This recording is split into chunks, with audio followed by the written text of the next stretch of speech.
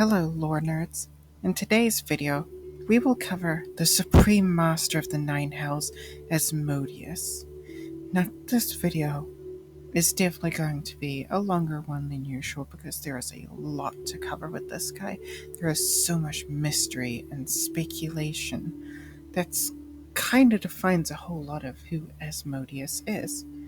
Keep in mind during this video, many things will likely contradict each other. This is the intent of Asmodeus, to ensure no one knows the true story of his origin or nature, so there are many different theories and myths of where he came from and who he is. So here I will delve into various stories surrounding the Lord of Nessus, as well as general more cemented facts of what he does and what he can do. So, to start off, who really is Asmodeus? Asmodeus is the devilish deity that resides over Bator, or the Nine Hells as it's more commonly known. Asmodeus specifically dwells in Nessus, the ninth layer, but does rule over the whole thing. Nessus is more a base of operations. Asmodeus's avatar looks like the traditional image of a devil, the whole slim, red-skinned figure with horns, extremely charismatic, wielding his infamous ruby rod. He has a well-trimmed beard and expensive robes, appearing very regal and wealthy. Underneath these robes, however, was a body covered in injuries. The pain Asmodeus feels is very well hidden, though, and no one would guess he is hurt at all. Asmodeus can also manifest up to 10 of these avatars at once. Asmodeus is the embodiment of lawful evil, a sadistic strategist with a keen intellect. His plans could take centuries or millennia to come to fruition, and even his servants know not exactly what his next move is. He is also very well-mannered and charismatic, with an extremely persuasive personality and a mind for politics. He is above all else a malicious tyrant using persuasion and power to oppress the Nine Hells to his whim, and one day, the entire multiverse. In his mind, only he has the strength and will to create a true utopia. Asmodeus makes the argument that he and his devils are separated from demons by the sanctity of law, and that infernal contracts are never broken. He argues that without him and his armies, the multiverse would be overrun by demonic hordes, and honestly, that's kind of true. This is, however, a disguise for his true intent. To him, the blood war is a distraction, with his ultimate goal being to destroy the upper planes and rebuild the multiverse. Asmodeus is a greater deity. However, he's older than faith as we know it, and most gods, in fact, and his power did not wane or wax with the number of worshippers he had.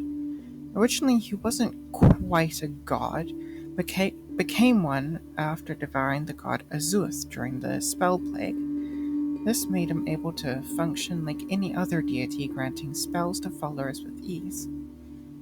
He can cast many, many powerful spells, most of them as often as he wished, even be able to cast Wish once per day.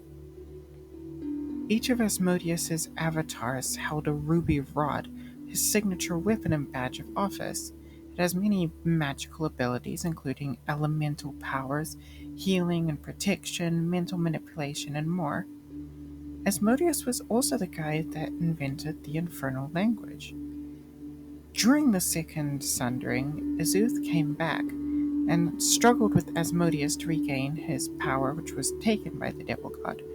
The two made a deal where Asmodeus would resurrect a former god and devour their divine spark, which would allow him to become god independently of Azuth and release that power back to him. But that's enough of who he is and what he can do.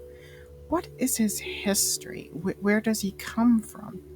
As you might expect, there are many versions of this story, and it might be that none or all are true.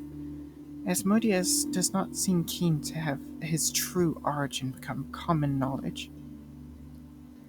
The first version of this origin story is the story of the Serpent of Law. It states that Asmodeus was originally a great serpent named Ahriman, who was accompanied by another serpent named Jezerion. They were both lawful, wanting to bring order to the universe, and so to do so, they bit each other's tails, forming a circle which defined the borders of a new plane of reality.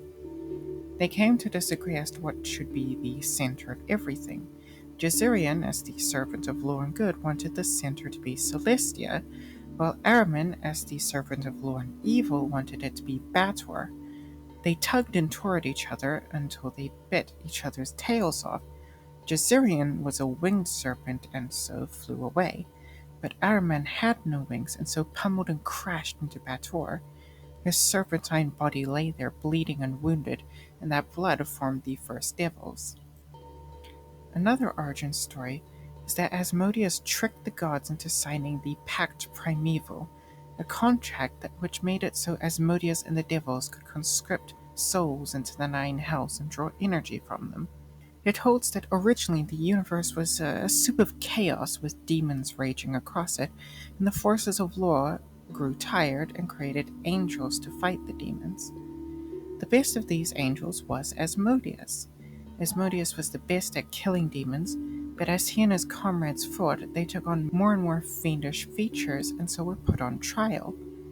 Asmodeus held that they did nothing wrong, fighting for the law as they were made to do. The gods couldn't really find a counter to that argument, but didn't want such fiendish things around the heavens. When mortals were made, they often didn't just obey the law and gods, and did whatever they wanted and caused chaos. To this, Asmodeus created the concept of punishment, which the gods accepted. The gods didn't want souls being tortured in their pristine and perfect realms, and this is where Asmodeus's cunning comes in. He suggested moving the punishment to what would be Bator, well away from the realm of the gods. However, from there they would be unable to gain energy and power from the gods.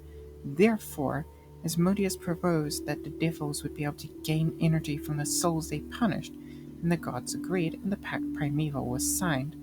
Asmodeus's group then began seducing mortals so they would end up in Bator upon death instead of with the gods, making the devils more powerful. The gods confronted them on this, but Asmodeus simply pointed out the fine print. They had agreed to this. The gods didn't simply leave in peace, however. They threw Asmodeus into Bator in a rage, breaking Bator into 9 layers. From then on, Asmodeus would always be greatly wounded. Yet another story is a tale of he who was. It claims that Asmodeus was once a servant to a god. After retrieving the shard of pure evil, a dangerous evil artifact, he killed that god. See, Asmodeus put much effort into erasing knowledge of that god, so henceforth they were only known as He Who Was. According to some versions, that god was a major control freak who supervised every aspect of the lives of those in his realm, so it wasn't a major loss. This controllingness is what made Asmodeus want to rise up and kill the god, not wanting to be controlled by another. Another reason ties back to Asmodeus being punished for war crimes during the Dawn War, and was forced to watch over the prison of Tharizdun, a very evil deity.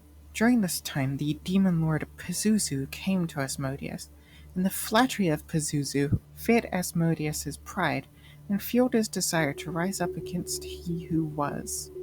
This pride and evil influence drew Asmodeus to the shard of pure evil, and he delved into the abyss to get it, making his great ruby rod out of it, and used it to kill his god. Although the gods didn't like this, He Who Was very incompetent, and Asmodeus was helping them with the ongoing Dawn War, and so they continued to make bargains with him. One of these bargains would allow him to use souls to maintain Bator. Another version of events is presented by the play The Trial of Asmodeus, which is an actual play that is put on in the world of the Forgotten Realms. It says that angels were disgusted by Asmodeus for tempting mortals into evil with contracts and harvesting their souls. Asmodeus protested, and requested to have a trial watched over by Primus, a lawful god, and the Modrons, who were Primus's servants, who would be very impartial judges. At this trial, Asmodeus claimed that he did nothing wrong, always acting lawfully. Mortals always had the choice of whether or not to accept an infernal deal.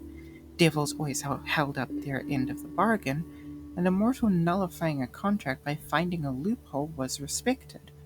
Furthermore, mortal souls conscripted into the Ninth House served the infernal army, fighting off the forces of chaos from the abyss in the Blood War, and thus the souls were further used to uphold the ideals of law.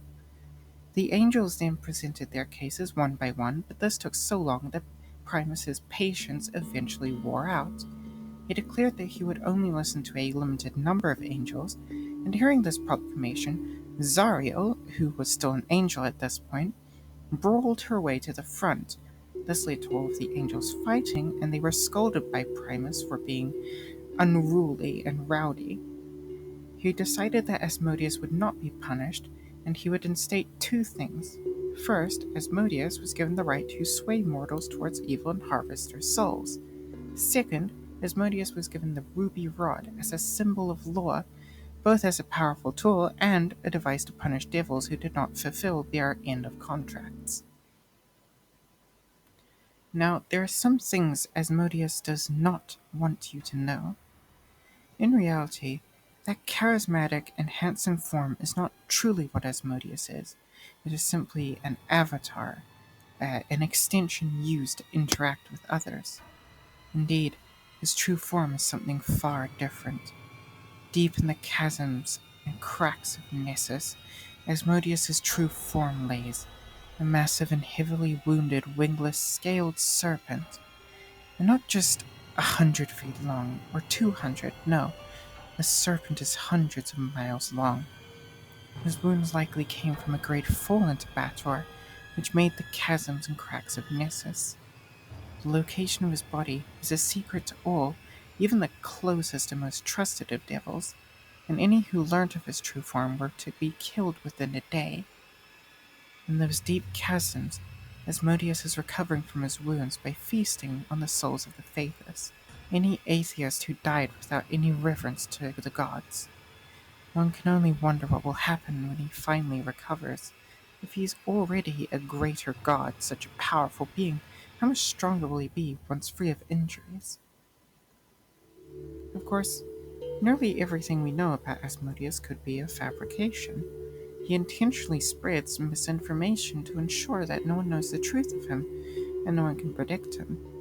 Even these stories I presented aren't all of them, there are more. There are more we know of, and likely many more spread around the Forgotten Realms. But that will be the end of today's video, so I hope you enjoyed and found this interesting, and I'll see you next time.